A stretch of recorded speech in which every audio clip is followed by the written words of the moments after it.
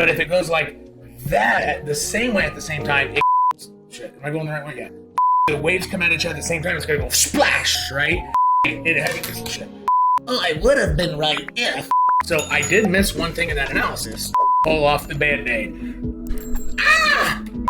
My last Bitcoin analysis, did you watch it? I showed you why it was extremely low probability chance, as in single digits, under 10% chance, that during this move up, I made the video about right here, single digit chance that was the height of this move, that it almost had to make one more swipe up, and I gave you some targets, and I showed you all the reasons why, even though it barely made a higher high. It ended up being true, but it didn't behave the way I thought it was. So is Bitcoin, because it was such a puny move up, I need to show you some inconvenient truths in this video. Get ready to pull off the Band-Aid.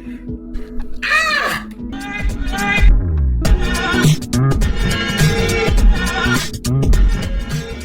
I meant to do a higher pitch scream. Ah! Oh man, I have never done that before. It's one of those wax things. And I had somebody made the video somewhere here, showed why this, and it couldn't have been the high. It had to swipe up one more time. Bitcoin and Ethereum did. They both made a higher high. It wasn't quite what I was expecting. I was expecting 17.6 to hit this line up here. So I was expecting this line to be hit for all the reasons I showed you in that last video. If you haven't seen that, go ahead, because this trick, it usually gets better continuation than that. And you need to know that rule because it doesn't happen very often, and it's extremely easy and a basic indicator. If an indicator does something like this, what we showed you, then you have like a 95% chance the next thing will happen, right? It still happened, but not as in a robust fashion as I thought. I had somebody watch that video say something to the effect of, "Oh, it rolled over. You were wrong." In the video, I mentioned essentially two main ideas: that Bitcoin would stay close to this triangle no matter what, if you had a breakout or a breakdown, because of my theory of the launchpad, my launchpad theory, which I've been right, I think 3 times in a row now, and I think my streak will end. Launchpad meaning where will price be when FOMC and all the traditional finance stuff, big economic news, which makes BART patterns, they just go straight up, straight down, right? Those days, it's all because of traditional finance. And there's a launchpad from which they like to play on Bitcoin, so that the big kahuna bumpers, so that like the biggest, baddest bumpers within the 10% range, they always float Bitcoin price between them. So yes, there are other bumpers, EMAs or trend lines, that might touch within it, but it's the biggest, strongest ones. And yeah, they just stack Bitcoin literally right in the middle. And I've gotten it right 3 times in a row, exactly where Bitcoin would be days before the event happened. So for example, we're thinking by this day right here, when CPI data comes out, where will Bitcoin be? My idea is this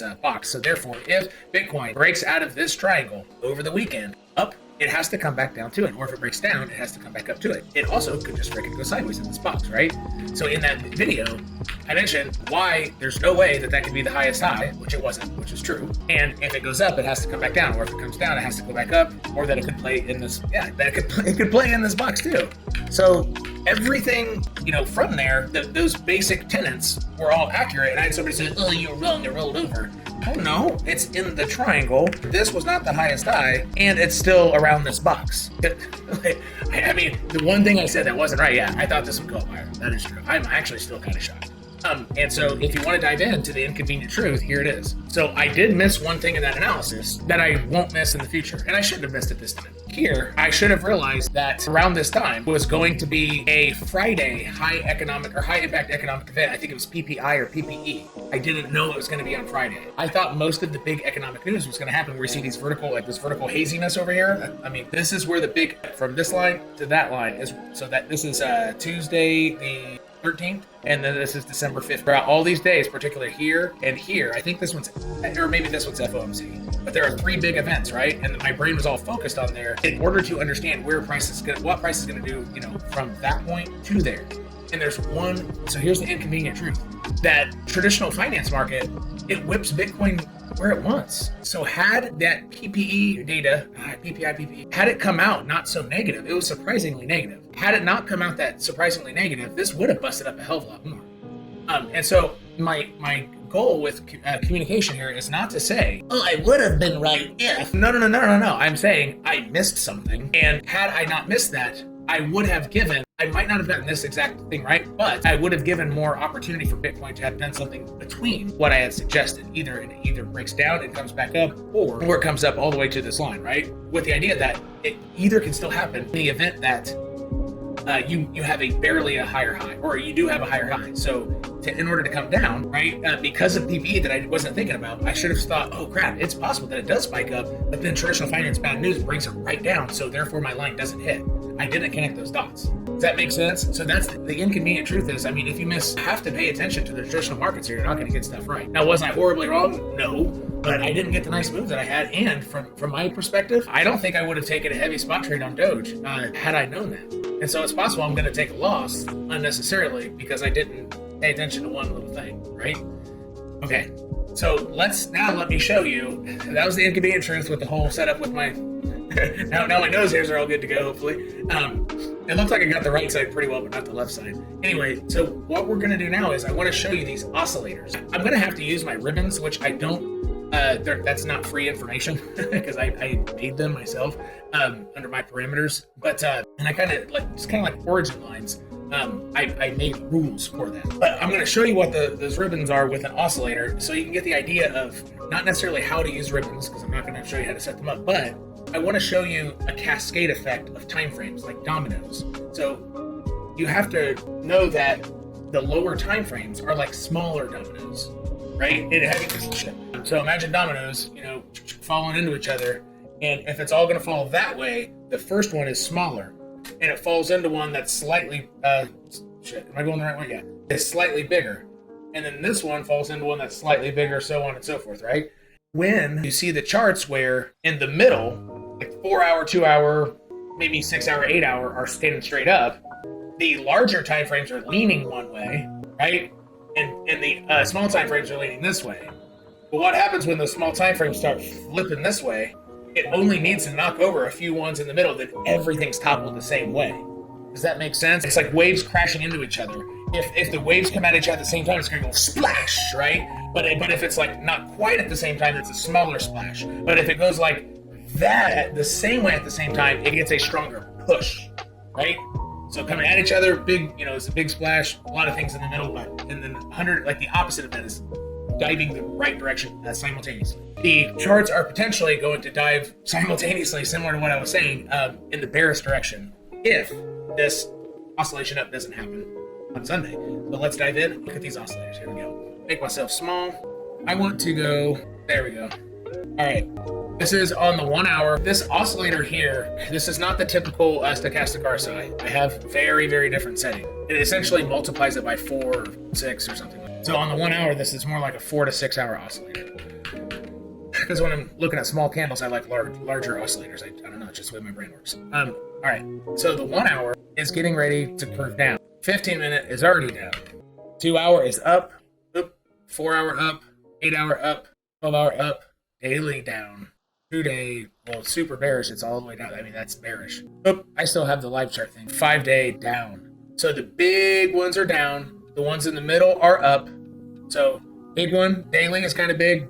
Slope is down. The red one's up, so I guess it's kind of in the middle, but the blue slope is down. 2 day slope is, well, it's technically up, but it's very, very, very bearish posture. Weekly down, 2 week down. So all those are down. So let's, from here to here are down. The middle ones are up. Ish. Up. Up. And then all of these ones are getting ready to oscillate down. So the real small ones are already down. 30-minute and 1 hour getting ready to topple over. So the small ones will stay down if 30-minute and 1 hour oscillate down, right? If they keep coming down. And the daily and all these are already down. So if the small ones from 3 minutes, 1 hour dominoes can just knock over that one, that one, that one, and that one, and it's going to be a total cascade down. I mean, these could hold things up to where these stay up and these knock into it and it doesn't knock it down, and those all knock bullish again back like more on Monday or Tuesday. That's possible. It gets one more shove over and doesn't go up, and then it does it on the next one. But I think it's to the point where it's got to do it on this oscillation. All right. So let me go to the long ribbons. Here we go. All right. Now these are the normal stochastic RSI settings. So it's the same oscillator, but it's technically a different oscillator right now. It's four times as fast roughly. It's good to have, while it is good to stick your landing above, so price is the gymnast, right? That's jumping. and this is the pad. It is good to stick your landing on the pad when the stochastic RSI comes all the way down like that. That is actually pretty bullish. That's kind of bullish. However, it's also kind of bearish to not do anything on your entire oscillation up, because that means bulls did a lot of work to get absolutely nowhere. But it also means bears just did a lot of work to get absolutely nowhere. I mean, either could kind of rock and roll, right? On this one time frame. So there's a case for both here on this. So what will happen on this one is, will it just not get very high, and then this next oscillation makes it all dump, right? So it just seems like this can't keep oscillating with this not deciding which direction. In this one area, I think it has to decide on this oscillation. And when it does decide, either get above this or break below here, I think that will cascade the time frames, and it should get a pretty decent move. But if it cascades down, it's potentially going to make all three sections, small, mid, and large. That would be all three sets going in the right in the same direction. Could be a stronger move down, but a break up would make the 2 of 3 be in the up direction. So the small set would be up with the middle set, and that could still get a move up to like 18.5. Having 2/3 be in the correct direction, that would actually give it a chance to start flipping the large time frames. So either way, I think this very next oscillation, I think it'll start getting in the correct direction here. By when does that have to happen? Well, if we take a look here at the overall length of the oscillator, boom, that's a day. So from the bottom to the next bottom, that one was 13 hours. Let's see, did I do this one? That one was just under a day. It's 12 hours. So between half a day to a day. I guess that would be, I think it would have to happen by tomorrow night. That would be my guess. So it could hang on for another 24 hours, maybe. Maybe another 24 hours. And our lines are pretty damn clear. To the upside, it's roughly 17,220. Could get a fairly powerful move up, a $500 move straight up. I mean, it can happen immediately, right? And then to the downside, I'm actually going to use the other chart. To the downside, Bitcoin's move, if it broke down, it would get your bounce here. It could recover pretty nicely all the way back up to where it is now. But if it were to break down, this would be your next area. I don't see it breaking down too much farther. Why? Because my idea is this area will be the launch pad for this time on Tuesday. So it can't come all the way here, but then it would start floating back up by this time. And I think that should get you through Monday. And if you haven't looked at that my previous Bitcoin video, although I did not quite get the behavior of this right, but that rule that I showed in there, it is kind of a gem. It's good free info. So do not hesitate to go back to my previous Bitcoin video and check that out. And then before you all get out of here, make sure you hit the thumbs up and leave me a quick emoji comment to help out your content creator, and check out this bonus material popping up. You got 10 to 5 worldwide. Peace.